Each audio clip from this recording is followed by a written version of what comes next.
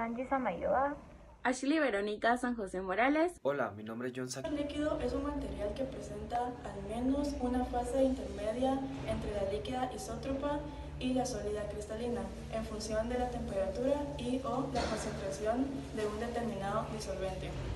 Dicha fase recibe también el nombre de mesofase y por ende el cristal líquido se le denomina mesógeno. Existen dos tipos de cristales líquidos. Los primeros son los cristales termótropos, cuyo diagrama de fases depende únicamente de la temperatura. Por otro lado, existen los líquidos liótropos, donde además de la temperatura, la concentración del compuesto es un disolvente, que hace variar el diagrama de fases. Dentro de los termótropos, los más convencionales tienen geometrías moleculares con núcleos rígidos alargados y en forma de disco. Unidos a estos grupos rígidos, que son los responsables del empaquetamiento preferiblemente uniaxial en la mesofase, existen cadenas terminales flexibles, cuya función es servir de lubricantes entre las moléculas, confiriendo la fluidez propia del estado líquido cristalino. Estas moléculas están constituidas por distintos grupos polares que confieren un momento dipolar neto a las mismas. Podemos encontrar también fases líquido-cristalinas. Estos son isotrópica, nemática, esméctica A, esméctica C y columnar. El tema a abordar son los polímeros. Para formar un polímero se necesita de un reactivo, de una molécula capaz de unirse consigo misma o con otras mediante enlaces covalentes. Entonces, ¿qué es un enlace covalente? Un enlace covalente es un enlace en el cual los dos electrones son compartidos por dos átomos.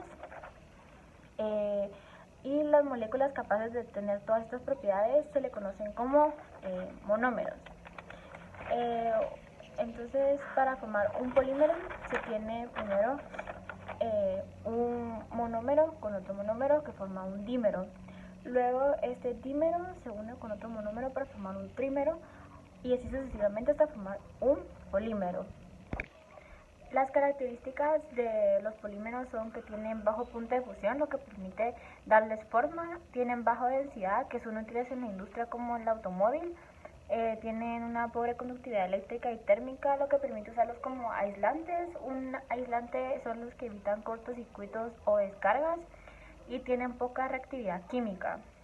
Como se había mencionado anteriormente, estas moléculas son repetitivas en un polímero y se combinan entre sí mediante un proceso químico llamado reacción de polimerización. La unidad que se repite regularmente a lo largo de toda la molécula se conoce como unidad constitucional repetitiva, UCR, o unidad manométrica. La longitud de la cadena del polímero viene determinada por el número de UCR que se repiten en la cadena.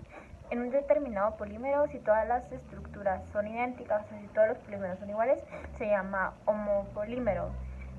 Sin embargo, si este tiene dos o más monómeros diferentes, recibe el nombre de copolímero.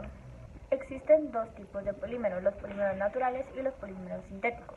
Los polímeros naturales son aquellos que provienen de los seres vivos y algunos de ellos son las proteínas. Estas cumplen funciones biológicas de extraordinaria importancia en los seres vivos y por eso se llaman biopolímeros. El segundo tipo de polímeros son polímeros sintéticos, que son macromoléculas creadas artificialmente en un laboratorio o en la industria. Algunos de ellos son el plástico. La estructura del polímero puede ser de dos formas. Puede ser un polímero lineal o un polímero ramificado. Como podemos ver, el polímero lineal se forma de un monómero, cuando un monómero tiene dos puntos de ataque, de modo que la polimerización ocurre unidireccionalmente y en ambos sentidos. Y un polímero ramificado, que es cuando un monómero de clorofila posee tres o más puntos de ataque, de modo que la polimerización es tridimensional en tres direcciones del espacio. ¿Qué es un biomaterial? Se han propuesto muchas definiciones, pero los expertos en el campo dan las siguientes dos definiciones como las más exactas. La primera es que es un material utilizado en un dispositivo médico pensado para interactuar mutuamente con sistemas biológicos. La segunda es que es un material sintético empleado para reemplazar parte de un sistema vivo o que está en íntimo contacto con fluidos biológicos. Los requisitos que debe cumplir un biomaterial son: debe ser biocompatible, esto quiere decir que el organismo lo debe de aceptar, no debe ser tóxico, no debe ser cancerígeno y ser químicamente estable, no presentar degradación con el tiempo, tener una resistencia mecánica adecuada, tener una resistencia a la fatiga adecuada, tener una densidad y pesos adecuados y tener un diseño de ingeniería perfecto. Esto quiere decir que el tamaño y la forma del biomaterial debe ser adecuado. También debe ser relativamente económico, reproducible y fácil de fabricar y procesar a gran escala. Los tipos de biomateriales que en la actualidad existen son biomateriales metálicos, biomateriales cerámicos o biomateriales polímeros naturales o sintéticos. Como ejemplo tenemos que tienen en común los rotores de una turbina de generación de electricidad que trabaja a altas temperaturas y en condiciones agresivas a una prótesis dental que permite reemplazar piezas dentarias perdidas. La relación es que ambas están formadas por una aleación metálica de níquel y cromo.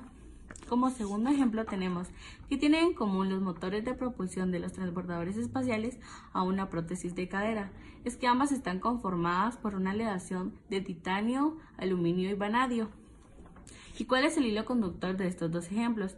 Es que en los dos casos se trata de materiales desarrollados para la industria, pero actualmente también están empleados en seres humanos. Estos son los denominados biomateriales y que, como vemos, nos ayudan a tener una mejor calidad de vida. Los materiales cerámicos son compuestos químicos inorgánicos, constituidos por metales y no metales, por ejemplo, óxidos, nitruros, carburos, etc., que incluyen minerales de arcilla, cemento y vidrio. Se trata de materiales o minerales que son aislantes térmicos y que son resistibles a elevadas temperaturas y en ambientes agresivos. Son muy resistentes que los metales y los polímeros, por el motivo que los cerámicos están compuestos mínimo por dos elementos, la cual hace que su estructura sea más compleja a lo de los metales. La estructura está determinada por el valor de la carga eléctrica de los iones y los tamaños relativos de los cationes y aniones. Los iones metálicos son los que tienen los cationes, que tienen una carga positiva, y como ustedes ya saben, los electrones son los que pierden electrones. Los iones no metálicos son los aniones, que son los de carga negativa y son los que ganan electrones. Son duras y ligeras, pero frágiles. Eso es una característica principal de los cerámicos. Los enlaces pueden ser de carácter iónico o con carácter parcial covalente. Estos materiales tienen dos características muy importantes. Por un lado, su capacidad de resistir al calor o altas temperaturas, y por otro lado, su resistencia al ataque químico, que son debidas a las fortalezas de enlaces entre sus átomos, que lo confiere en un alto punto de fusión, dureza y rigidez. El siguiente tema son superconductores. Primero, en la aplicación de la superconductividad se encuentra la producción de grandes campos magnéticos. La definición de superconductividad es un estado de la materia en el cual no existe resistencia eléctrica. Esto quiere decir que no hay pérdida de energía al pasar la corriente eléctrica por un material superconductor. Ahora bien, los superconductores son un tipo especial de material que pueden conducir la corriente eléctrica sin ofrecer resistencia y sin que se produzca una pérdida energética. Los superconductores se pueden clasificar dependiendo de varios aspectos. Los materiales que lo componen pueden ser puros o aleaciones, estructuras de carbono, también la temperatura a la que son superconductores puede ser de alta o baja temperatura y según su comportamiento físico. Existen dos tipos de superconductores. El primero es superconductores de tipo 1, los cuales impiden los campos magnéticos penetren en ellos, es decir, los apantallan, y son elementos puros como en temperatura crítica muy baja. Y los superconductores de tipo 2, que son imperfectos, que permiten que los campos magnéticos penetren en su interior, pasando gradualmente del estado superconductor al normal.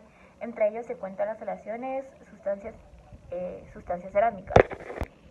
Algunos ejemplos de superconductores son plomo, estaño y mercurio. Una película delgada es una capa de material con un espesor de varios nanómetros a micras. Se utiliza como revestimiento para modificar las propiedades físicas o químicas del sustrato o para crear superestructuras con nuevas propiedades fisioquímicas.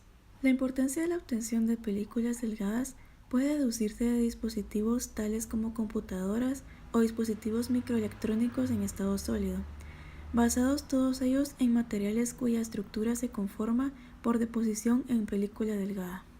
Es necesario tener en cuenta el rango de espesores que se obtiene en cada tipo de técnica.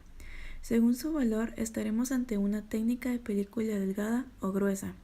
Por ello, y como criterio más generalizado, se consideran a valores de espesor. Los materiales cerámicos se aplica a la carrera de ingeniería industrial con empresas los cuales son los que producen a la cerámica dándoles una cantidad de eficiencia en el producto. El objetivo principal es dar al consumidor final un producto con alta calidad en la cual puede ser resistente a altas temperaturas. También se puede aplicar al país de Guatemala por lo resistente que es soportando altas temperaturas y puede prevenir grandes pérdidas en viviendas u otros materiales, y esto se puede prevenir por la forma que está compuesta los materiales cerámicos. La aplicación de los biomateriales en ingeniería industrial sería la aplicación de procesos industriales que tiene como principal objetivo crear un producto de alta calidad para el consumidor.